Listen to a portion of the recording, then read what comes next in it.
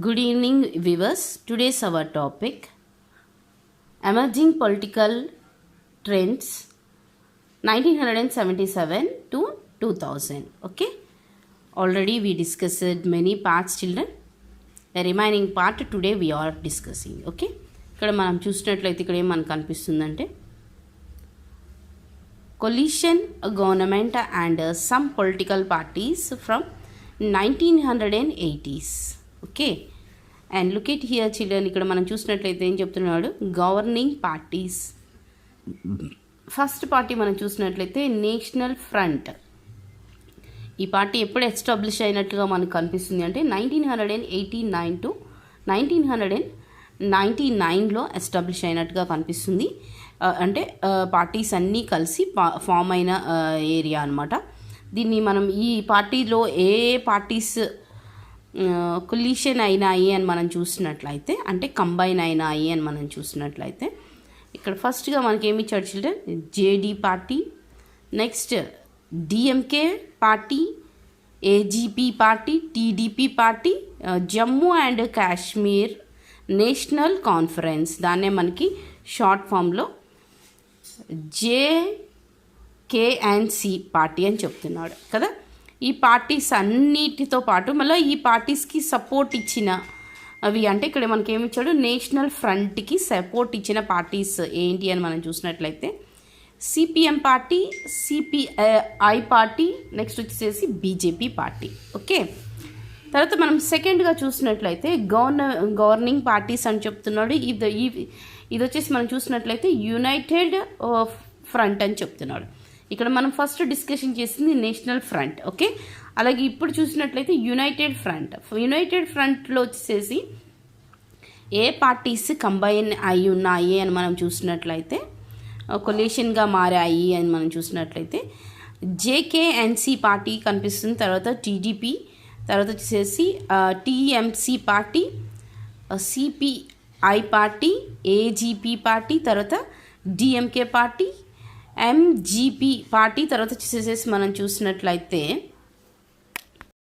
Samajwadi party. Children, ఈ పార్టీస్లోకి అయితే మనం ఇక్కడ చూసినట్లయితే యునైటెడ్ ఫ్రంట్ ఈ పార్టీ ఎప్పుడు ఎస్టాబ్లిష్ అయినట్లుగా మనకు కనిపిస్తుంది 1996 టు 1998. ఓకే, అయితే ఈ పార్టీకి సపోర్ట్ చేసిన పార్టీ ఏంటి అని మనం చూసినట్లయితే సిపిఎం పార్టీ అనేసి చెప్తున్నాడు. ఓకే, నెక్స్ట్ మనం చూసినట్లయితే నేషనల్ డెమోక్రటిక్ అలయన్స్ 1998 టు 2004 అంటున్నాడు. ఓకే, అలాగే ఈ పార్టీలో అసలుకి మనం చూసినట్లయితే కంబైన్గా ఉన్న పార్టీస్ ఏంటి అని మనం చూసినట్లయితే జేడియు పార్టీ, తర్వాత ఎస్ఏడి, తర్వాత వచ్చేసి ఏఐఏడిఎంకే పార్టీ, అండ్ అలాగే మనం చూసినట్లయితే జేఎన్కేసి పార్టీ కదా. ఈ పార్టీస్ అన్నీ కూడా మనకి ఇక్కడ కనిపిస్తున్నాయి. తృణమూల్ కాంగ్రెస్, బిజు జనతా దళ్, శివసేన, చిల్డ్రన్, ఇవన్నీ ఈ పార్టీస్ అన్నీ కలిసి కంబైన్ అయ్యి ఈ పార్టీస్ అన్నిటినీ కలిపి ఏమని పిలుస్తున్నాడు అంటున్నాడు, నేషనల్ డెమోక్రటిక్ అలయన్స్ అని పిలుస్తున్నట్టుగా మనకు కనిపిస్తుంది. అలాగే ఈ పార్టీ ఎప్పుడు ఎస్టాబ్లిష్ అయిందని మనం చూసినట్లయితే 1998 టు 2004 దాకా ఈ పార్టీ ఉన్నట్లుగా మనకు కనిపిస్తుంది. ఓకే, అయితే ఈ పార్టీకి సపోర్ట్ ఇచ్చిన వాళ్ళు ఎవరు అంటే టీడీపీ అనేసి చెప్తున్నారు. చిల్డ్రన్, ఈ ఏరియా వచ్చేసేసి మనకి చాలా ఇంపార్టెంట్, ఎక్కువగా 1 మార్క్ క్వశ్చన్కి తర్వాత బిట్స్లో పడే ఏరియా. మనల్ని అడుగుతాడు నేషనల్ ఫ్రంట్లో ఉన్న పార్టీస్ ఏంటి అనేసి, అలాగే నేషనల్ ఫ్రంట్లో ఉన్న లేని పార్టీ ఏది అని కూడా అడుగుతాడు. కొన్నిసార్లు యునైటెడ్ ఫ్రంట్లో ఉన్న పార్టీ ఏంటి, అది ఎప్పుడు ఎస్టాబ్లిష్ అయింది, అలాంటి క్వశ్చన్స్ మనకి పడతాయి. అలాగే లేని పార్టీ ఏది అనేసి, అలాగే మనం చూసినట్లయితే నేషనల్ డెమోక్రటిక్ అలయన్స్లో కూడా ఎప్పుడు ఎస్టాబ్లిష్ అయింది, అందులో ఉన్న పార్టీలు ఏంటి, పార్టీలు లేని పార్టీలు ఏంటి అని కూడా మనల్ని అడుగుతాడు. చిల్డ్రన్, అయితే ఈ 3 పార్టీస్ మనకి ఇక్కడ కనిపిస్తున్నాయి కదా, national front and United front and national democratic alliance. ఈ వీటిలో ఎన్ని పార్టీల్లో మద్దతు ఇచ్చినవే కానీ తర్వాత కంబైన్ అయిన పార్టీసే కానీ మూడిట్లోని కూడా జాయిన్ అయిన పార్టీ ఏది అనేసి మనం అడుగుతాడు. చెక్ చేయండి చిల్డ్రన్. మనం చూసినట్లయితే ఇక్కడ మనం చూస్తున్నట్లయితే ఏది కనిపిస్తుంది మనకి, జేకేఎన్సీ అంటే Jammu and Kashmir national conference అనే ఈ పార్టీ మాత్రం మనకి అన్నిట్లో కూడా మనకి జాయిన్ అయినట్లుగా కనిపిస్తుంది కదా. ఏంటి పార్టీస్ అనేసి మనకి డౌట్ రావచ్చు కాబట్టి మనకి కింద ఒక నోట్ ఇచ్చాడు చిల్డ్రన్.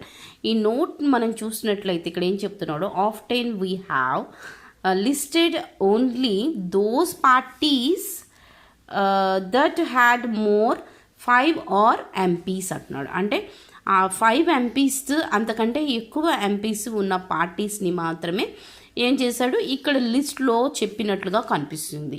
ఓకే, అలాగా 5 ఎంపీస్ కంటే కూడా తక్కువ ఉన్న పార్టీస్ లిస్ట్లో లేవని చెప్తున్నాడు అనమాట. ఓకే, ఈ విధంగా ఏమైందని చెప్తున్నాడు, కొలీషన్ గవర్నమెంట్ అన్నది 1980s ఏర్పడింది అనేసి చెప్తున్నాడు అనమాట. Okay, not only that one children this ఇక్కడ మనం చూస్తున్న ఇది టేబుల్ లాగా కూడా మనకి కనిపిస్తుంది కదా.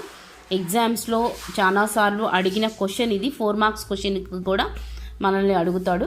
ఈ టేబుల్ యాజ్ ఇట్ ఈజ్ మనకి ఇచ్చేసేసి మనకి observe the following table and analysis it అనేసి కూడా మనకి ఇస్తాడు. అప్పుడు మనం ఎలా అనాలిసిస్ చేయాలి అని మనం చూసినట్లయితే ఈ టేబుల్ని మనం ఫుల్గా అబ్జర్వ్ చేసిన తర్వాత the given table is about the trend of coalition government during the period of the years from ఇక్కడ మనకి స్టార్టింగ్లో ఎంత ఇచ్చాడు 1989 టు ఇక్కడ లాస్ట్లో మనకు చూసినట్లయితే 2004 కదా. ఇది మనం ఫస్ట్ పాయింట్గా మనం రాసుకోవచ్చు. అలాగే మనం చూసినట్లయితే నెక్స్ట్ పాయింట్గా the details of 3 coalition governments and their duration. ఇక్కడ మనకి 3 కనిపిస్తున్నాయి కాబట్టి వీటి యొక్క 3 డ్యూరేషన్ గురించి మనం చెప్తున్నాం. Etcetera are given in the table. ఈ టేబుల్లో మనకి ఇచ్చింది ఈ 3 ఈ కొలీషన్ గవర్నమెంట్స్ గురించి, వాటి యొక్క డ్యూరేషన్ గురించి మనకి ఇచ్చినట్లుగా కనిపిస్తుంది. అలాగే మనం చూసినట్లయితే ఏదైతే మనం ఇప్పుడు డిస్కస్ చేసామో 1989 టు 1990లో వచ్చేసేసి మనం చూసినట్లయితే నేషనల్ ఫ్రంట్ కదా, తర్వాత వచ్చేసేసి యునైటెడ్ ఫ్రంట్, తర్వాత నేషనల్ డెమోక్రటిక్ అలయన్స్, ఇవన్నీ కూడా మనం ఎక్స్ప్లెయిన్ చేయాలి. ఓకే, నెక్స్ట్ వచ్చేసి అలాగే నెక్స్ట్ పాయింట్గా మనం చూసినట్లయితే చిల్డ్రన్ అసలుకి ఈ టేబుల్లో మనకి చేంజెస్ అన్నాయి ఎక్కడి నుంచి స్టార్ట్ అయ్యాయి అని మనం చూసినట్లయితే 1990 నుంచి ఈ కొలీషన్ గవర్నమెంట్ అన్నది ఏర్పడినట్లుగా చేంజెస్ అన్నాయి మనకి కనిపిస్తున్నాయి కదా. అలాగే మనం చూసినట్లయితే అసలుకి కొలీషన్ గవర్నమెంట్ అన్నది ఏర్పడింది ఎప్పుడు అని మనం చూసినట్లయితే ఎప్పుడు అసలుకి ఫామ్ అయింది, ఎస్టాబ్లిష్ అయింది అంటే 1989 నుంచి ఎస్టాబ్లిష్ అయ్యి ఇలాంటి పార్టీలు ఇక్కడ మనం చూసినట్లయితే 1989 నుంచి 90 వరకు కూడా మనకి విపి సింగ్ యొక్క గవర్నమెంట్ మనకు కనిపిస్తుంది కదా. అలాగే నెక్స్ట్ వచ్చేసేసి మనకి చూసినట్లయితే నెక్స్ట్ గవర్నమెంట్గా మనం చూసినట్లయితే ఏది 1996 టు 98 యునైటెడ్ ఫ్రంట్ గవర్నమెంట్ కనిపిస్తుంది కదా చిల్డ్రన్. ఈ గవర్నమెంట్లో వచ్చేసేసి అసలుకి ఏంటి స్పెషాలిటీ అంటే ఈ గవర్నమెంట్లో 2 గవర్నమెంట్స్ మనకి అప్పుడు ఆ టైమింగ్లో ఎస్టాబ్లిష్ అయినాయి చిల్డ్రన్. అలాగే 2 ప్రైమ్ మినిస్టర్స్ ఉన్నారు ఆ టైమింగ్లో. ఎవరు ఆ 2 ప్రైమ్ మినిస్టర్స్ అని మనం చూసినట్లయితే దేవగౌడ గవర్నమెంట్గా మనకి కనిపిస్తుంది, తర్వాత ఐకే గుజరాల్ గవర్నమెంట్ మనకి కనిపిస్తుంది అనమాట. ఓకే, నెక్స్ట్ మనం చూసినట్లయితే ఇంకా ఏముంది చిల్డ్రన్, నేషనల్ డెమోక్రటిక్ అలయన్స్. ఈ పార్టీకి వచ్చేసి మనం చూసినట్లయితే అటల్ బిహారీ వాజ్పేయి గవర్నమెంట్గా మనకి ఈ గవర్నమెంట్ కనిపిస్తుంది. Next point children, political concerns in the last decades of the 20th century.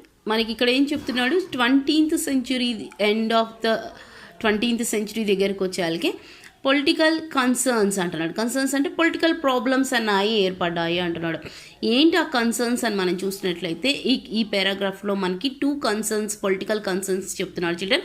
ఫస్ట్గా మనం చూసినట్లయితే ఏమని చెప్తున్నాడు, ఫస్ట్ కన్సర్న్గా మనం చూసినట్లయితే India was forced to open up and liberalise it's economy by allowing fear flow of foreign capital and goods in to the India అంటున్నాడు.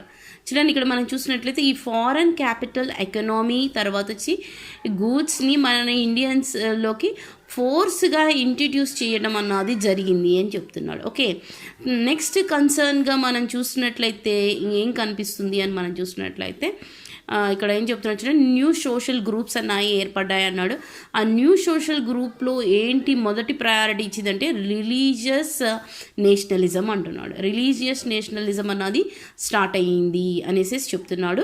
తర్వాత వచ్చేసేసి ఇంకా మనం చూసినట్లయితే పొలిటికల్ మొబిలైజేషన్, ఈ రిలీజియన్ దాని నుంచే మనకి కమ్యూనియల్ పొలిటికల్ మొబిలైజేషన్ అన్నది జరిగింది అని చెప్తున్నాడు. వీటిని ప్రయారిటీ చేసుకొని అంటే ఏంటి, కమ్యూనియల్ అంటే ఏం చిల్డ్రన్, ఈ రిలీజియన్సే కదా, మతాల పేర్లతో రాజకీయాలు చేయటం అన్నది స్టార్ట్ చేశారు. తర్వాత వచ్చేసేసి రిలీజియస్ అంటే ఏంటి, మతం కదా, ఇది ఎంత వచ్చేసేసి నేషనలిజం వాదం అన్నది స్టార్ట్ అయింది అన్నాడు.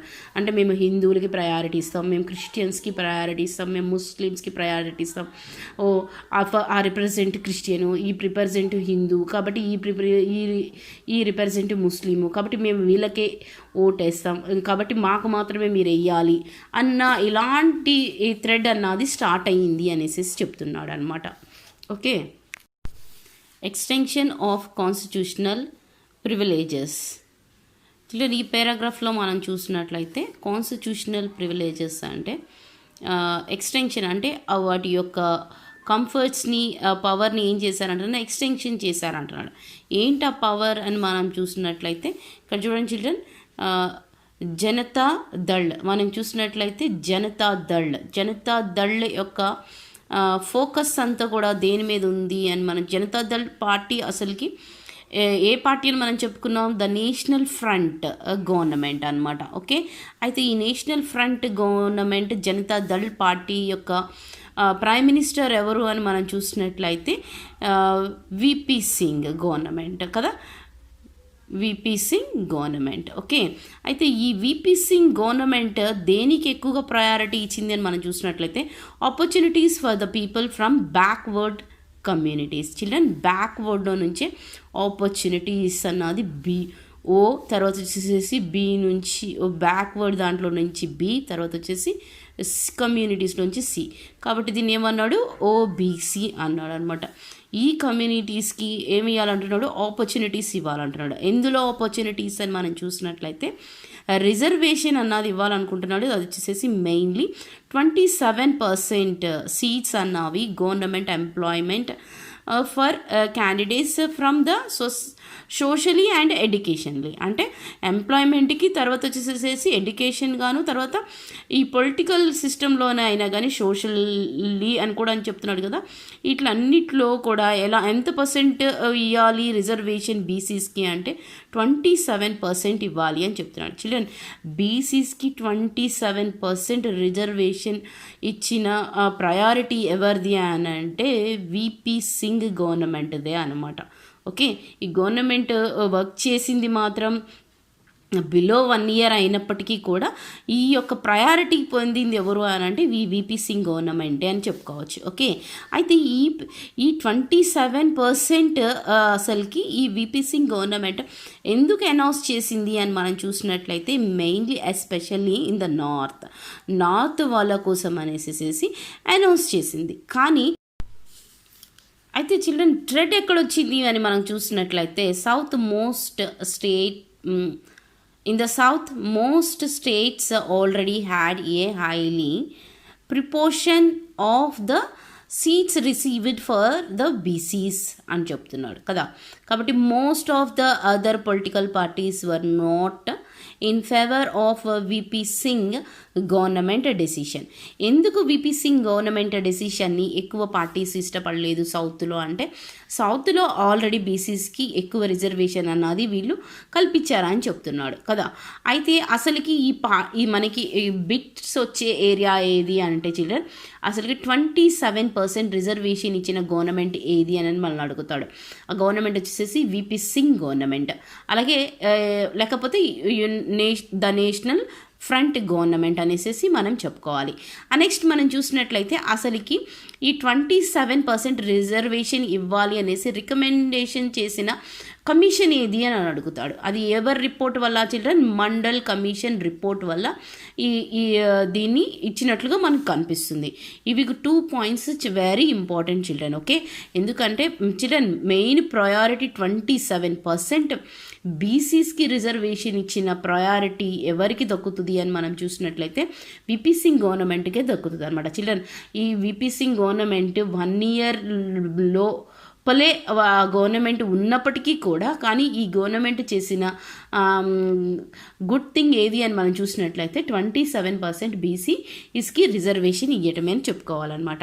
ఓకే, పాయింట్గా మనం చూసినట్లయితే చిల్డ్రన్ అసలుకి సౌత్లో ఎందుకని అసలుకి బీసీస్కి రిజర్వేషన్ ఇవ్వడానికి వీళ్ళు విపి సింగ్ గవర్నమెంట్ డెసిషన్ని ఇష్టపడలేదు అని మనం చూసినట్లయితే this was because during the previous 2 decades, many of the OBCs caste had become rich. ఎందుకు వీళ్ళు రిచ్గా ఉన్నారు 2 decadesలో అనేసి మనం చూసినట్లయితే they had especially benefited from land reforms and green revolution. ఈ గ్రీన్ రెవల్యూషన్ వల్ల, ల్యాండ్ రిఫార్మ్స్ వల్ల ఈ బీసీస్లో ఉన్న కమ్యూనిటీస్ ఏమైనాయి అని చెప్తున్నాడు? రిచ్గా ఎదిగినాయి అని చెప్తున్నాడు. కాబట్టి ఇలా రిచ్ పర్సన్స్కి మళ్ళీ రిజర్వేషన్స్ ఇవ్వటం ఏంటి అన్న ఉద్దేశంతో వీళ్ళెవరు కూడా విపి సింగ్ గవర్నమెంట్ యొక్క డెసిషన్ని ఇష్టపడలేదని చెప్తున్నాడు. వాట్ ఎవర్ చిల్డ్రన్, ఏది ఏమైనప్పటికీ వీళ్ళు 90% మనం చూసినట్లయితే ఈ గ్రీన్ రెవల్యూషన్ తర్వాత ల్యాండ్ రిఫార్మ్స్ అంటున్నాడు అంటే అర్థం ఏంటి? ఫార్మర్స్గా కనిపిస్తున్నారు కదా. అలాంటి వాళ్ళకి ఎడ్యుకేషన్ అన్నది చాలా ఇంపార్టెంట్.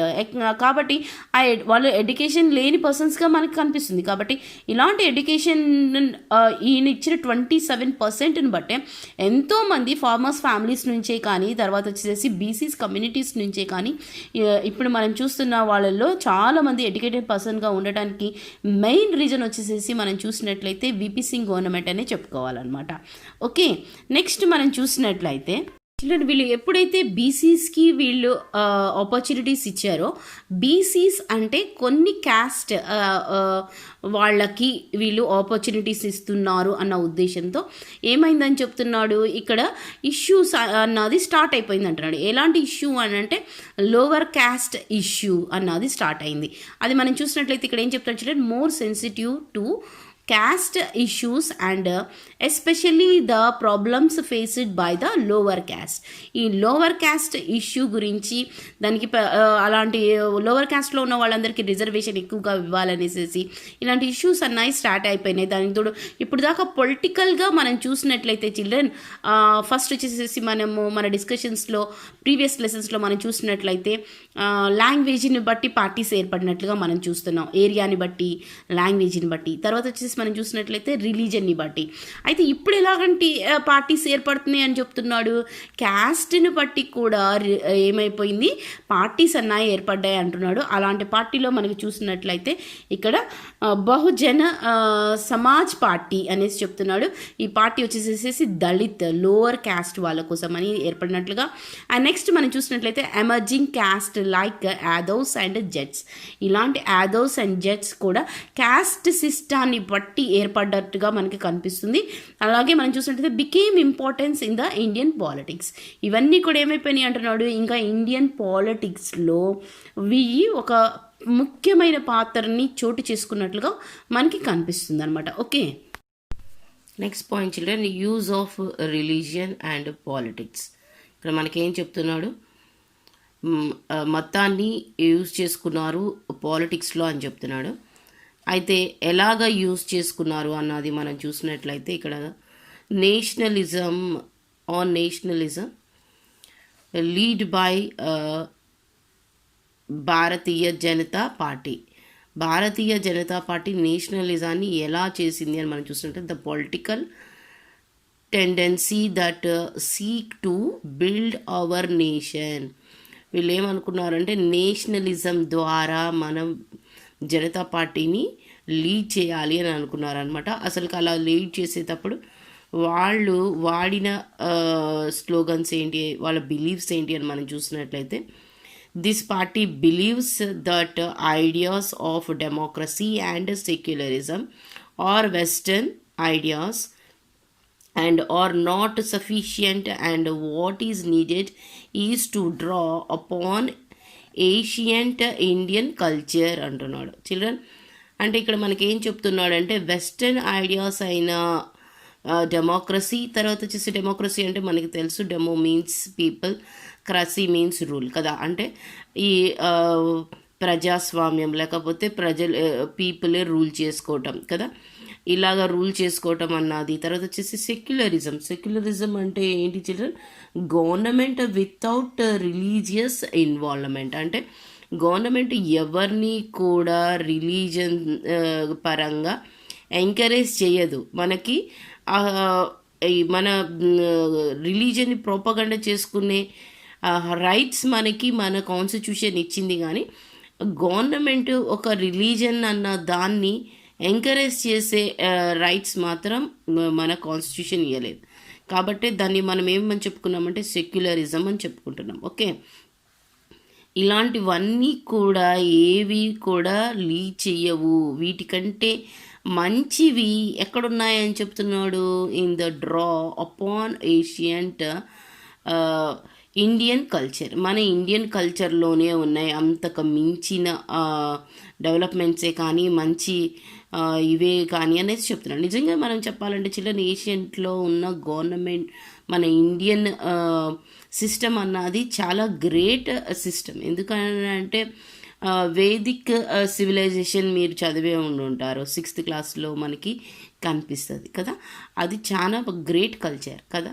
కానీ గ్రేట్ కల్చరే, కానీ కొన్నిటి వల్ల ఎందుకు అని అంటే కొన్ని సోషల్ ఈవిల్స్ వల్లనే మన ఇండియాలో కొంచెం అది థ్రెడ్గా మారినాయి. కానీ మిగతాది నిజంగా చూస్తే వరల్డ్ వైడ్ చూసినట్లయితే మన ఇండియన్ కల్చర్లో ఉన్న కల్చర్ ఎక్కడా ఉండదని చెప్పుకోవాలన్నమాట.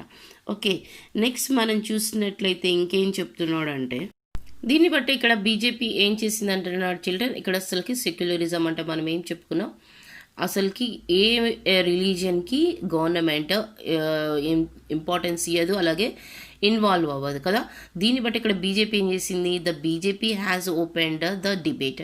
ఒక డిబేట్ని ఓపెన్ చేశారని చెప్తున్నాడు. ఆ డిబేట్లో ఏమని వాళ్ళు చెప్తున్నారు అంటే on the nature of secularism. అసలు సెక్యులరిజం యొక్క నేచర్ ఏంటి అనేసి దాని గురించి డిస్కస్ చేస్తున్నారు. అది ఏంటి అని మనం చూసినట్లయితే, not give special treatment to మైనారిటీస్కి స్పెషల్ ట్రీట్మెంట్ అన్నది ఇవ్వకూడదు అని చెప్తున్నారు. But common civil code is to be applicable to all. అందరికీ ఒకేలాంటి ట్రీట్మెంట్ ఇవ్వాలి అని చెప్తున్నారు అనమాట. అసలుకి ఎవరు ఈ మైనారిటీస్, ఎవరికి స్పెషల్ ట్రీట్మెంట్ గవర్నమెంట్ ఇస్తుంది అని వీళ్ళు అంటున్నారు, ఎవరికి ఇవ్వకూడదు అనేసి చెప్తున్నారు అని మనం చూసినట్లయితే, మైనారిటీస్ అన్నది చిల్డ్రన్ మన ఇండియన్ కల్చర్ని బట్టి మనం చూసినట్లయితే, అసలుకి ఫస్ట్గా మనం చూసినట్లయితే హిందూయిజం అన్నది మన ఇండియాలోనే పుట్టిందని మనం చెప్పుకుంటున్నాం కదా. నెక్స్ట్ మనం చూసినట్లయితే వచ్చిన రిలీజియన్స్ ఏంటి అని మనం చూసినట్లయితే Jainism, Buddhism, next Muslims, and next వచ్చేసి క్రిస్టియానిటీ, ఇస్లామిక్ అండ్ క్రిస్టియానిటీ కదా. ఇవన్నీ కూడా మన ఇండియన్ సొసైటీలో ఉన్న మైనారిటీస్ అనమాట. అంటే మెజారిటీస్ ఎవరు? హిందూస్. అయితే మిగతా వాళ్ళందరూ కూడా మైనారిటీస్. అంటే వాళ్ళు ఎలాంటి గ్రూప్? స్మాల్ గ్రూప్స్ అనమాట. ఇలాంటి స్మాల్ గ్రూప్స్కి మీరేమిస్తున్నారు? స్పెషల్ ట్రీట్మెంట్ అన్నవి ఇస్తున్నారు. ఇలాంటి స్పెషల్ ట్రీట్మెంట్స్ అన్నవి ఇవ్వకూడదు. సెక్యులరిజం అంటేనే ఇవ్వకూడదు. కాబట్టి అందరిని కూడా ఎలా చూడాలి అని మనం చూసినట్లయితే అందరూ ఒకేలాగా చూడాలి అనేసి చెప్తున్నారు అనమాట. ఇదే వీళ్ళు ఇలాంటి స్లోగన్నే వాళ్ళు ఏమని చెప్తున్నాడు? Nation based on nationalism is లీడెడ్ by Bharatiya Janata party అని చెప్పాడు. Okay, next paragraph. This tendency was largely on the margins of Indians politics till the 1980s. ఇక్కడ మనం చూసినట్లయితే ఇక్కడ మనకి మీనింగ్గా ఏం కనిపిస్తుంది అని అంటే 1980s దాకా కూడా బీజేపీ యొక్క ప్రయారిటీ ఎలా ఉంది? మార్జిన్గానే ఉంది అనేసి చెప్తున్నాడు. అంటే ఎక్కువగా హై మెజారిటీ అన్నది లేదన్నట్లు మనకు అనిపిస్తుంది. For the example, in the 1984 Lok Sabha elections they own only 2 seats. ఇక్కడ మనకి ఏం కనిపిస్తుంది? 1984లో లోక్సభలో బీజేపీ యొక్క ప్రయారిటీ ఎంతవరకు అది సీట్స్ని గెలుచుకుంది అని మనం చూస్తున్నట్లయితే ఓన్లీ ఫర్ ద 2 seats అనేసి చెప్తున్నాడు. ఓకే చిల్డ్రన్, బట్ బీజేపీ యొక్క స్ట్రెంగ్త్ ఎప్పటి నుంచి మరి పెరిగింది అని మనం చూసినట్లయితే ఇక్కడ ఏం చెప్తున్నాడు, it took up the Ayodhya issue. ఎప్పుడైతే అయోధ్య ఇష్యూ అన్నది వాళ్ళు తీసుకున్నారో అప్పటి నుంచి అది కూడా మనం చూసినట్లయితే ఇట్ డిసైడెడ్ టు క్యాంపెయిన్. వాళ్ళు దాన్ని క్యాంపెయిన్ చేశారంటున్నాడు. ఏమని క్యాంపెయిన్ చేశారు అని చూసినట్లయితే for the building of temple at the site of mosque claiming that it was the site of birth of Lord Rama అనేసి, లార్డ్ రామ పుట్టిన ప్లేస్ కాబట్టి అక్కడ టెంపుల్ కట్టాలి. అది ఆల్రెడీ టెంపుల్ ఉన్న ప్లేస్ కాబట్టి మాస్క్ కట్టబడింది కాబట్టి మాస్క్ని పడగొట్టి టెంపుల్ని కట్టాలి అన్నది వీళ్ళ యొక్క ఇష్యూగా మనకి కనిపిస్తుంది, వాళ్ళ యొక్క క్యాంపెయినింగ్గా మనకి అది కనిపిస్తుంది. అయితే ఇలాంటి క్యాంపెయిన్ని చేసిన వ్యక్తి ఎవరని చెప్తున్నాడు, ఎల్కే అద్వానీ. చిల్డ్రన్, మనం ఆల్రెడీ ఈ ఇష్యూ గురించి ప్రీవియస్ క్లాస్లో డిస్కస్ చేసాం కాబట్టి నేను ఇక్కడ దాని గురించి ఎక్స్ప్లెయిన్ చేయట్లేదు. ఓకే, అయితే ఇలాంటి బీజేపీ లీడర్ అయిన ఎల్కే అద్వానీ అప్పుడు ఎలాంటి క్యాంపెయినింగ్ చేశాడు, మరీ ఇంపార్టెన్స్గా అని మనం చూసినట్లయితే రథయాత్ర అంటున్నాడు. Children, very important bit. Okay, Rath Yatra ఎక్కడి నుంచి, from the Somnath to Ayodhya. Okay, ఈ రథయాత్రతోనే బీజేపీ యొక్క స్ట్రెంగ్త్ తర్వాత డిమాండ్ అన్నది సొసైటీలో ఇంక్రీజ్ అయినట్లుగా కనిపిస్తుంది చిల్డ్రన్. అలాగే వాళ్ళు రథయాత్రతో పాటు ఇంకా ఏం క్యాంపెయినింగ్ చేశారు అని మనం చూసినట్లయితే డ్యూరింగ్ ద క్యాంపెయినింగ్, ఏం క్యాంపెయినింగ్, ద హిందూస్ మెజారిటీ ఎవరైతే ఉన్నారో వాళ్ళని ఏం చేస్తున్నారు, ఇగ్నోర్ చేస్తున్నారు అని కూడా క్యాంపెయినింగ్ చేశారంటున్నాడు కదా. ఇలాగ క్యాంపెయినింగ్ చేసేటప్పుడు ఏం జరిగింది అని మనం చూసినట్లయితే మైనారిటీ కమ్యూనిటీస్ అన్నీ కూడా ఎస్పెషల్లీ ముస్లిమ్స్ వీటిని ఇష్టపడలేదు. అంతే కదా చిల్డ్రన్, ఇష్టపడకపోవటం వల్ల ఏం జరిగింది, కమ్యూనియల్ కాన్ఫ్లిక్ట్ అని చెప్తున్నాడు. కమ్యూనియల్ కాన్ఫ్లిక్ట్ అంటే ఏంటి, రిలీజియన్ కాన్ఫ్లిక్ట్స్ అన్నాయి ఏర్పడ్డాయి. ఎవరెవరి మధ్య, హిందూస్ మధ్య, తర్వాత ముస్లిమ్స్ మధ్య.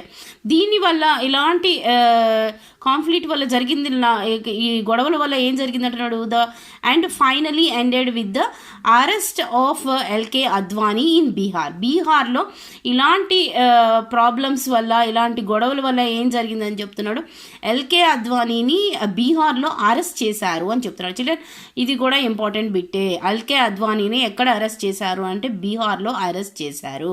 ఓకే, ఇలా అరెస్ట్ చేసిన ఎమ్మటినే బీజేపీ ఏం చేసిందని చెప్తున్నాడు, withdrawing support to VP Singh government. ఈ విపి సింగ్ గవర్నమెంట్లో సపోర్ట్ ఇచ్చిన గవర్నమెంట్ ఇచ్చిన పార్టీ ఏది అని అంటే బీజేపీ పార్టీ.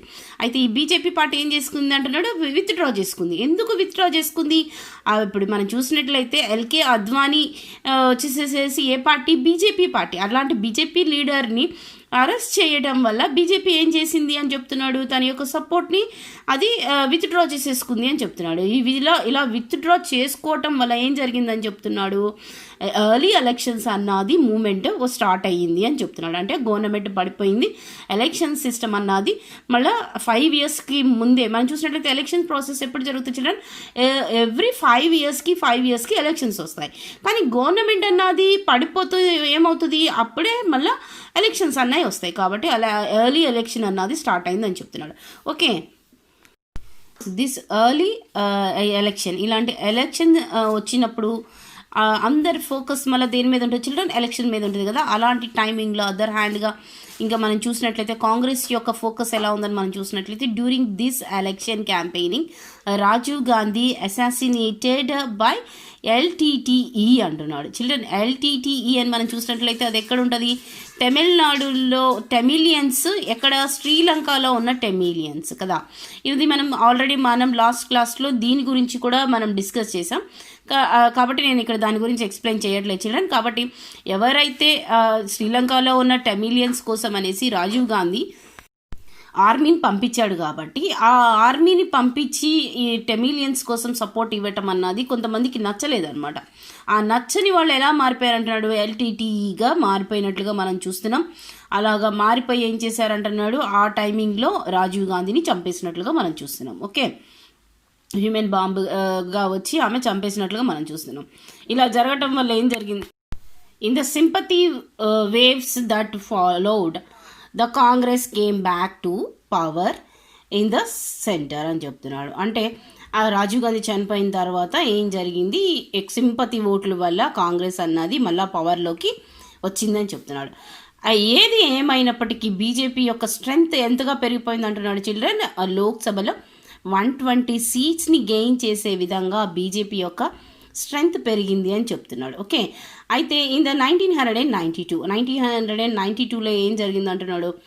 ఆల్రెడీ పెద్ద లార్జ్ క్రౌడ్ మొబిలైజ్డ్ అనేసి చెప్తున్నాడు. ఆ లార్జ్ క్రౌడ్ ఎవరు అంటే హిందూస్ అనమాట. ఓకే, వాళ్ళందరూ కలిసి ఏమని క్యాంపెయిన్ చేయబడింది ఫస్ట్ బీజేపీ అని మనం చూసినట్లయితే, అక్కడ అయోధ్యలో మసీదుని డిస్ట్రాయ్ చేసి టెంపుల్ కట్టాలి అన్నది అక్కడ క్యాంపెయినింగ్ జరిగింది. కాబట్టి దానికోసం అనేసి కొంతమంది వెళ్ళిపోయి అక్కడున్న మసీదుని డిస్ట్రాయ్ చేయడం అని జరిగింది. దాన్నే మనం బ్లాక్ డే December 6th అని చెప్పుకుంటాం. దీని గురించి కూడా ఆల్రెడీ మనం డిస్కస్ చేసాం, కాబట్టి నేను ఇక్కడ ఇప్పుడు దాని గురించి చెప్పట్లేదు చిల్డ్రన్. ఇలాంటి అల్లర్లలో ఇక్కడ మనం చూడండి కమ్యూనియల్ రైట్స్ అని చెప్తున్నాడు. ఇలాంటి ముస్లిమ్స్కి తర్వాత వచ్చేసి హిందూస్కి జరిగిన ఈ రైట్స్లో ఎంతమంది చనిపోయినారు, which many of people were killed, చాలా మంది చనిపోయారు, చంపబడ్డారు అనేసి చెప్తున్నాడు అనమాట. Okay, next paragraph children, economic liberalisation. Children economic అనేసి అంటున్నాడు. అంటే మన సొసైటీలో ఉన్న ఎకనామిక్ కండిషన్ గురించి చెప్తున్నాడు. అలాగే లిబరలైజేషన్ అంటే ఏంటి, ఫ్రీనెస్ కానీ ఇండిపెండెన్స్నెస్ కానీ, అంటే ఎకనామిక్గా ఇండిపెండెన్స్నెస్ ఫ్రీనెస్ ఎలా రావాలి అన్నది చెప్తున్నాడు అనమాట. మనం చూసినట్లయితే చిల్డ్రన్ ఎందుకు ఈ ఫ్రీనెస్ తర్వాత ఇండిపెండెన్స్నెస్ రావాలి అని చెప్తున్నాడు అని మనం చూసినట్లయితే ఇన్ 1991లో ఏమైపోయిందని చెప్తున్నాడు. When the VP Singh government fell, India was focusing very serious economic crisis. అంటే మన ఇండియాలో వచ్చేసి ఎప్పుడైతే విపి సింగ్ గవర్నమెంట్ అన్నది పడిపోయిన తర్వాత నుంచి ఇండియాలో ఎలాంటి క్రైసిస్ లీడ్లో ఉందని చెప్తున్నాడు చిల్డ్రన్. అది వెరీ సీరియస్ ఎకనామిక్ క్రైసిస్ అన్నది ఏర్పడిందని చెప్తున్నాడు. అంటే అసలుకి మనకి చాలా పూర్ కండిషన్లో ఉంది. అంటే మన ఇండియాలో అసలుకి డబ్బులు అన్నవి లేని కండిషన్ అనమాట. అంటే మనం ఎక్కువగా ఫారెన్ కరెన్సీని తెచ్చుకున్నాం, అంటే వేరే కంట్రీస్ నుంచి లోన్స్ తెచ్చుకున్న పొజిషన్ అనమాట. లోన్స్ని పే చేయటానికి కూడా మనీ లేని కండిషను మన ఇండియాలో లీడ్ చేస్తుంది. ఇలాంటి టైమింగ్లో ఏమైందంటున్నాడు, ఎకనామిక్ క్రైసిస్ ఎక్కువైపోయింది. ఆ తర్వాత వచ్చిన గవర్నమెంట్ ఏ గవర్నమెంట్ అని చెప్తున్నాడు, సింపతి ఓటు వల్ల గెలిచిన గవర్నమెంట్ ఏది, కాంగ్రెస్ గవర్నమెంట్ అని చెప్తున్నాడు. ఇలా కాంగ్రెస్ గవర్నమెంట్ వచ్చినప్పుడు children north India south India మనం కూడా ఇప్పటికీ ఆ వేరియేషన్ చూస్తూనే ఉంటాం కదా చిల్డ్రన్. కాబట్టి ఇలాంటి నార్త్లో ఉన్న వాళ్ళు ఎవ్వరు కూడా కాంగ్రెస్ లీడర్స్ ఈ ప్రైమ్ మినిస్టర్ పొజిషన్కి రావడానికి ఇష్టపడలేదు. ఎందుకని అని మనం చూసినట్లయితే చిల్డ్రన్ ఎకనామిక్ క్రైసిస్ వల్ల, సీరియస్ ఎకనామిక్స్ క్రైసిస్ వల్ల ఏదైనా కానీ గవర్నమెంట్లో ఎక్కువగా ప్రాఫిట్ ఉంది, తర్వాత వచ్చేసేసి అంటే ఎవరైనా కానీ ఆ పొజిషన్కి ఇష్టపడతారు కదా చిల్డ్రన్. ఇప్పుడు ఆ థ్రెడ్ అంతా కూడా ఎకనామిక్ క్రైసిస్ని మొత్తం కూడా తీర్చే భారం ఎవరి మీద పడుతుంది, ఎవరైతే పిఎం అవుతారో వాళ్ళ మీద పడుతుంది కాదా, అంటే మన ప్రైమ్ మినిస్టర్ మీద పడుతుంది. కాబట్టి ఎవరు కూడా నార్త్లో వాళ్ళు ఎవరు కూడా ఆ పొజిషన్కి తీసుకోవటానికి ఇష్టపడకపోతే ఆ టైమింగ్లో ఉన్న పివి నరసింహారావుని పిలిచి మరీ కాంగ్రెస్ గవర్నమెంట్ ఆయనకి పిఎం పదవిని ఇచ్చారనమాట. అంటే అసలుకి మనం ఆ టైమింగ్లో చూసినట్లయితే ఈ కొలియేషన్ గవర్నమెంట్ వాళ్ళందరూ కూడా ఒప్పుకున్న మనిషి ఎవరంటే పివి నరసింహారావు గారే. చిల్డ్రన్ అసలుకి పివి నరసింహారావు అన్న వాళ్ళు ఎక్కడ వాళ్ళు అని మనం చూసినట్లయితే ఆయన మన సౌత్ ఇండియన్ చిల్డ్రన్. సౌత్ ఇండియాలో మరీ ముఖ్యంగా చెప్పుకోవాలి అని అంటే తెలంగాణ రీజియన్లో ఉన్న కరీంనగర్లోని ఒక విలేజ్లో పుట్టిన వ్యక్తే ఈయన అనమాట. ఓకే, ఆయన తర్వాత కరీంనగర్ నుంచి ఆయనని వరంగల్లో ఉన్న వాళ్ళ రిలేటివ్స్ ఆయన అడాప్ట్ చేసుకోవటం వల్ల ఆయన వరంగల్లో కూడా ఉన్నట్లుగా మనకి కనిపిస్తుంది. అక్కడే ఆయన స్టడీస్ కంప్లీట్ చేశారు. తర్వాత మనం చూసినట్లయితే చిల్డ్రన్ అసలుకి ఏంటి ఇంపార్టెన్స్ అని మనం చూసినట్లయితే అసలుకి 14 లాంగ్వేజెస్ మాట్లాడగలే కెపాసిటీ ఉన్న పర్సన్ ఎవరు అని అంటే ఈ పివి నరసింహారావు గారే. అలాగే చిల్డ్రన్ చాలా పెద్ద మనిషి, దానికి తోడు చిల్డ్రన్ వెరీ ఇంటెలిజెంట్ పర్సన్ అనమాట. ఈయన వచ్చేసి మనం చూసినట్లయితే మన ఇండియన్ గవర్నమెంట్ తరపున అలాగే మన స్టేట్కి కూడా ఎన్నోసార్లు ఎంపీస్గా తర్వాత వచ్చేసి ఎమ్మెల్యేలుగా వర్క్ చేసిన వ్యక్తి చిల్డ్రన్. అలాగే మనం చూసినట్లయితే 1971లో మనకి సీఎంగా కూడా వర్క్ చేశారు. ఓన్లీ 2 years మాత్రమే వర్క్ చేశారు.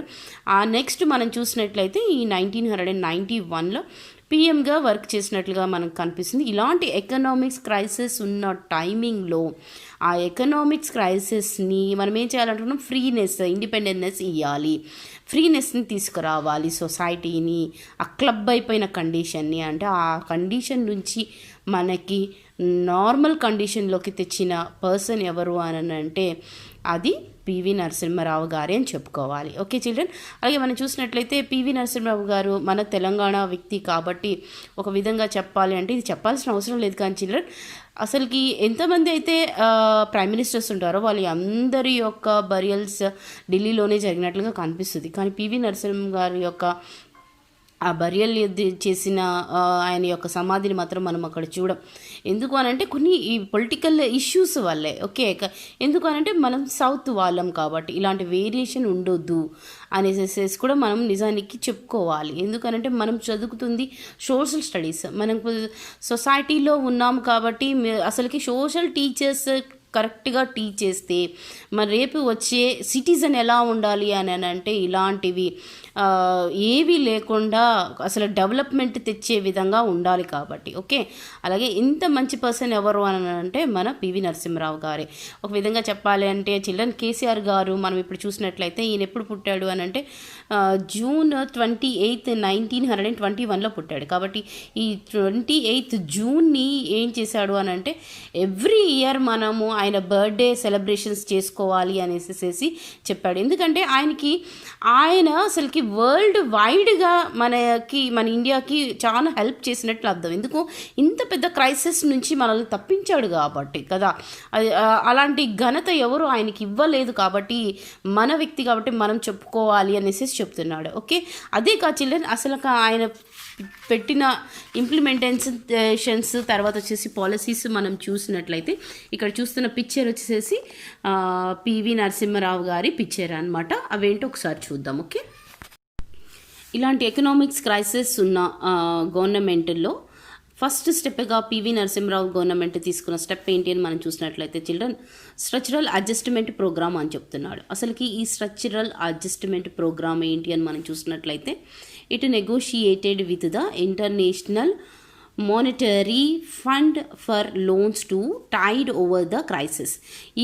ఇలా టైడ్గా ఉన్న పొజిషన్ని ఇంటర్నేషనల్గా మనం కట్టాల్సిన మనీని ఏ విధంగా చేశారంటున్నాడు, నెగోషియేటెడ్ అంటే వాళ్ళతో డిస్కస్ చేశారు అని చెప్తున్నాడు.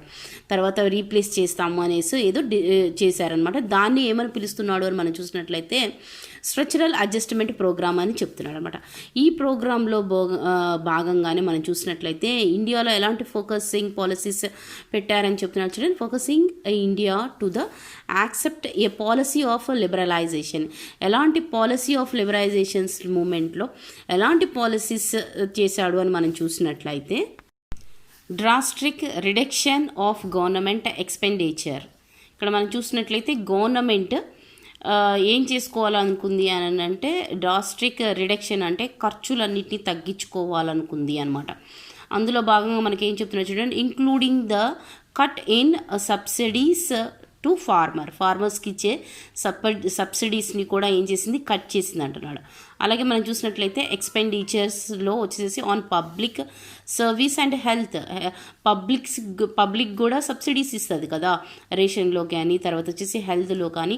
ఇలాంటి వాటిని కూడా ఏం చేసింది అంటున్నాడు, గవర్నమెంట్ అన్నది తగ్గించుకుంది అనేసి చెప్తున్నాడు. ఓకే, ఇందులో భాగంగానే మనం చూసినట్లయితే చిల్డ్రన్ అసలుకి గ్రామ పంచాయత్ అమెండ్మెంట్స్ అన్నాయి ఏర్పడ్డాయి అనమాట. దాని గురించి మనం ఒకసారి డిస్కస్ చేద్దాం చిల్డ్రన్. ఇక్కడ మనకి ఆరెంజ్ కలర్లో ఒక పారాగ్రాఫ్ కనపడుతుంది కదా. ఈ పారాగ్రాఫ్ వచ్చేసి చాలా ఇంపార్టెంట్ పారాగ్రాఫ్. ఎందుకు అని అంటే ఇది ఆరెంజ్ కలర్లో ఉంది కాబట్టి. అలాగే మనం చూసినట్లయితే ఇక్కడ ఏం చెప్తున్నారు children, Panchayati Raj 73 and 74 amendments అంటున్నాడు. అమెండ్మెంట్స్ అంటే ఏంటి చిల్డ్రన్? చేంజెస్. ఎక్కడ చేంజ్ చేస్తారు అంటే ఎక్కడ చేస్తారు అంటే కాన్స్టిట్యూషన్లో చేసే చేంజెస్ని మనం అమెండ్మెంట్స్ అని చెప్పుకుంటాం కదా. అలాగే మనం చూసినట్లయితే పంచాయతీరాజ్, పాంచ్ అంటే 5 మెంబర్స్ అనమాట. ఈ 5 మెంబర్స్ ఉన్న పంచాయతీరాజ్లో వచ్చేసేసి చేంజెస్ జరిగినాయి అని చెప్తున్నాడు. ఈ చేంజెస్ని చేసిన గవర్నమెంట్ ఏది అని మనం చూసినట్లయితే ఈ 1992 government led by the PV Narasimha Rao, అంటే పివి నరసింహరావు గవర్నమెంట్ ఈ అమెండ్మెంట్స్ని చేంజ్ చేసినట్లుగా మనకి కనిపిస్తుంది. ఓకే, అయితే ఈ అంటే అక్కడ సవరణ చేసి వాటిని పెట్టారనమాట. ఏం పెట్టారు మనం చూసినట్లయితే అసలుకి ఎలాంటి చేంజెస్ మనకి కనిపిస్తున్నాయని చూసినట్లయితే important amendments to the constitution to provide local self government. ఏంటి అక్కడ పెట్టిన సవరణ ఏంటి అక్కడ పెట్టిన అమెండ్మెంట్ ఏంటి అని మనం చూసినట్లయితే లోకల్ సెల్ఫ్ గవర్నమెంట్ అన్నది పెట్టినట్లుగా మనకు కనిపిస్తుంది. అది ఎక్కడ పెట్టారు? ఏ కాన్స్టిట్యూషనల్ స్టేటస్ అంటే లోకల్ గవర్నమెంట్కి కాన్స్టిట్యూషనల్ స్టేటస్ వీళ్ళు ఇచ్చినట్లుగా మనకి కనిపిస్తుంది. అది ఎక్కడ ఇచ్చారని మనం చూసినట్లయితే the 23rd constitutional amendment created institutional of local self government at the village level. అంటే విలేజ్ లెవెల్లో సెల్ఫ్గా రూలింగ్ చేసుకోవాలి. విలేజ్లో ఉన్న రూల్ చేసుకునే వాళ్ళంతా కూడా విలేజెస్సే రూల్ చేసుకోవాలి. వాళ్ళ సెల్ఫ్గా వాళ్ళు రూల్ చేసుకోవాలి. గవర్నమెంట్ నుంచి ఎక్కువగా సబ్సిడీస్ రావు అని చెప్తున్నారు అనమాట. అలాంటిది అంటే దాన్ని మనం ఏమంటున్నాము? స్థానిక స్వపరిపాలన అని చెప్తాం. ఇలాంటి దాన్ని ఎక్కడ స్టార్ట్ చేశారంటున్నాడు? 73 అమెండ్మెంట్స్ వచ్చి విలేజ్ లెవెల్లో స్టార్ట్ అయినట్లుగా మనకు కనిపిస్తుంది. ఓకే, అయితే మరి 74 యొక్క అమెండ్మెంట్స్ యొక్క ప్రత్యేకత ఏంటి అని మనం చూసినట్లయితే 74 constitutional amendment did the same in the towns and cities. ఇది ఎక్కడ కనిపిస్తుంది చిల్డ్రన్? 74 వచ్చి టౌన్స్ అండ్ సిటీస్ కూడా సెల్ఫ్గా రూలింగ్ చేసుకోవచ్చు అనేసేసి ఇచ్చాయన్నమాట. అంటే 74 వచ్చేసేసి టౌన్స్కి సిటీస్కి, 73 వచ్చేసేసి విలేజెస్ ఏరియాకి అనేసి మనకి కనిపిస్తుంది. అంటే వాటి యొక్క ఎకనామీ ఏది ఉంటుందో ఆ ఎకనామిక్తోనే అవి ఆ టౌన్స్ని ఆ సిటీస్ని డెవలప్ చేసుకోవాలి. అలాగే విలేజ్ లెవెల్లో కూడా విలేజ్లో ఎలాంటి ఎకనామీ వస్తుందో ఆ ఎకనామీతోనే విలేజ్ని డెవలప్ చేసుకోవాలి. ఫర్ ఎగ్జాంపుల్ ఏం లేదు చిల్డ్రన్, ఇప్పుడు విలేజ్ లెవెల్లో ట్యాక్సెస్ ఉంటాయి కదా, రెవెన్యూ ట్యాక్స్ అని, తర్వాత హౌసింగ్ ట్యాక్స్ అని, కరెంట్ బిల్ ట్యాక్స్ అని. ఈ ట్యాక్సెస్ అన్నీ కూడా విలేజ్ లెవెల్లో వేసేది ఎవరు? సెల్ఫ్ రూలింగ్ లోకల్ సెల్ఫ్ గవర్నమెంటే అంటే ఈ పంచాయతీ రాజ్కి అప్పచెప్తారనమాట. ఆ పంచాయతీ రాజ్లో ఉన్న ఆ విలేజ్ పెద్దలు ఎవరు ఉంటారో వాళ్ళే వాటిని ఛార్జెస్ అన్నీ వేసి ఆ వచ్చిన మనీతోనే అక్కడ ఉన్న డెవలప్మెంట్ అన్నది చేస్తారనమాట. ఓకే, అదే మనకి చెప్తున్నాడు. అలాగే సిటీస్లో కూడా ఇలాగే ట్యాక్సేషన్ ద్వారా వచ్చిన వాటితోనే ఆ సిటీస్ని ఎంతో సూపర్ సిటీస్గా, తర్వాత లగ్జరీ సిటీస్గా కొన్ని సిటీస్ని మనం చూస్తాం. అవి ఎలాగా అని అంటే ఈ విధంగానే ఏర్పడినవే. ఓకే, అంటే ఆ సిటీస్ రెవెన్యూస్, ఆ టౌన్ రెవెన్యూస్ ఆ సిటీకి ఆ టౌన్కే ఉపయోగిస్తారు.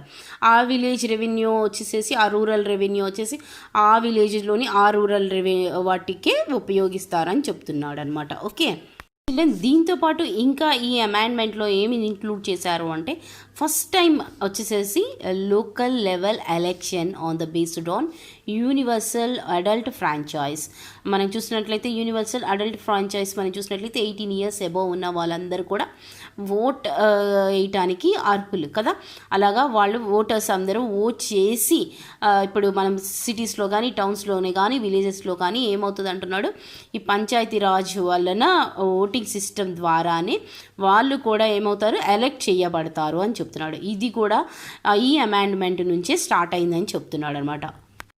నెక్స్ట్గా ఈ అమెండ్మెంట్లో ఇంకా ఏం చేంజెస్ మనకు కనపడతాయి అని మనం చూసినట్లయితే children 1/3 of seats were the reserved for ఉమెన్కి కూడా 1/3 ఆఫ్ సీట్స్లో ఒక సీట్ని ఉమెన్కి కూడా పెడతారు. ఇప్పుడు మనం చెప్పుకున్నాం కదా చిల్డ్రన్, పంచాయతీ రాజ్ అంటే పాంచ్లో 4 మెంబర్స్ మెన్ ఉంటే ఒక మెంబర్గా ఉమెన్ తప్పకుండా ఉంటుంది అనమాట. అలాగే చిల్డ్రన్ ఇంకా ఏం చెప్తున్నాడు అంటే it's seats were also reserved for schedule caste and schedule tribe, అంటే ఎస్సీ అండ్ ఎస్టీలకు కూడా ఇందులో ఏముంటుందంటే రిజర్వేషన్ ఉంటుంది. అంటే ఈ 5 మెంబర్స్లో ఒక మెంబర్ ఎస్సీఏ కానీ ఎస్టీఏ కానీ ఒకళ్ళు తప్పకుండా ఉంటారు. అంటే ఒకళ్ళు తప్పకుండా ఉమెన్ ఉండాలి, అలాగే ఒకళ్ళు తప్పకుండా ఈ ఎస్సీలో నుంచి కానీ ఎస్టీలో నుంచి ఒక మెంబరు అన్నది ఉంటుంది. అలా విధంగా రిజర్వేషన్ అన్నది కూడా ఇందులో కల్పింపబడింది అని చెప్తున్నాడు. ఇంకా ఏం చెప్తున్నాడు అంటే చిల్డ్రన్ మనం ఇక్కడ చూసినట్లయితే ఈ విలేజెసే కానీ లెవెలే కానీ తర్వాత వచ్చేసి సిటీస్ అండ్ టౌన్సే కానీ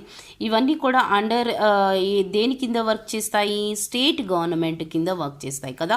కాబట్టి స్టేట్ గవర్నమెంట్ ఇచ్చే పవర్ని బట్టి, ఫంక్షన్స్ని బట్టి, పవర్ని బట్టి ఇవి సెల్ఫ్ రూలింగ్ అన్నవి చేసుకోవాలి అనేసి కూడా ఈ అమెండ్మెంట్లో ఉన్నట్లుగా మనకి కనిపిస్తుంది. ఓకే, అలాగే ఇలాంటి వేరియేషన్స్ కొన్ని స్టేట్స్లో ఉండటానికి కారణం ఏంటి అని అంటే state level local self government ఏదైతే స్టేట్ గవర్నమెంట్ ఉంటుందో అది కొన్ని ఫంక్షన్స్ని కొన్ని పవర్స్ని వీళ్ళకి ఇవ్వకపోవటం వల్ల ఇలా జరుగుతుందని చెప్తున్నాడు. ఓకే, నెక్స్ట్ మనం చూసినట్లయితే reducting restrictions and taxes on import of foreign goods. ఈ ఫారెన్ గూడ్స్ ఏవైతే మనం ఇంపోర్ట్ చేసుకుంటామో వాటి మీద కూడా రిస్ట్రిక్షన్స్ అన్నవి పెట్టినట్లుగా మనకు కనిపిస్తుంది.